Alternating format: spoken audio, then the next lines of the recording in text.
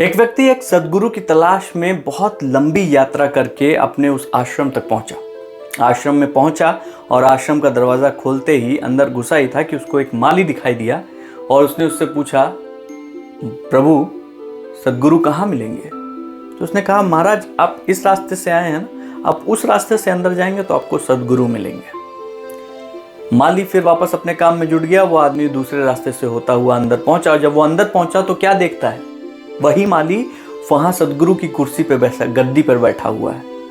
उसको देखते ही गुस्सा आ जाता है कि तुम कैसे आदमी हो, सद्गुरु की कुर्सी पे बैठे हो, उनकी गद्दी पे बैठे हुए हो, मतलब कुछ दिमाग विमाग है कि नहीं है, नीचे उतरो। वो झट से नीचे उतर के बैठ जाते हैं और बैठने के बाद कहते हैं, महाराज आप ज्ञान लेने आए थे ना, मैं ही सद्गुरु हूं, लेकिन मैं अब ज्ञान नहीं दे पाऊंगा। उस आदमी को भी अब ज्ञान नहीं लेना था, क्योंकि उसको लगा कि इतना साधारण आदमी सद्गुरु, इतना साधारण आदमी इतना बड़ा असाधारण काम कैसे कर सकता है। और वो वापस चला गया और वहीं वो चूक गया। हम और आप हमेशा असाधारण की तलाश में हैं, कुछ ऐसा जो कि हमें आकर्षित करे, हमें प्रभावित करे।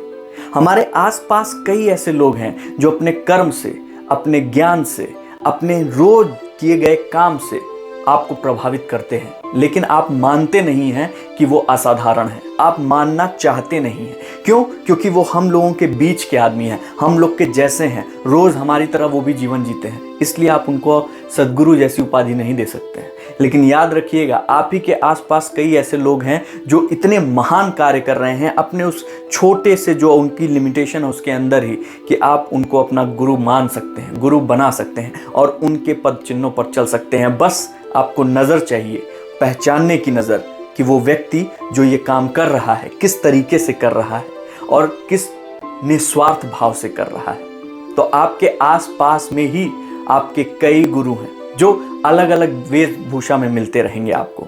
बस नज़र चाहिए पहचानने की, और अगर पहचान नहीं पाए तो चूक जाएंगे। अपनी ज़िंदगी को और खूबसूरत बनाने के लिए चैनल को सब्सक्राइब कीजिए, लाइक कीजिए, शेयर कीजिए, कमेंट कीजिए।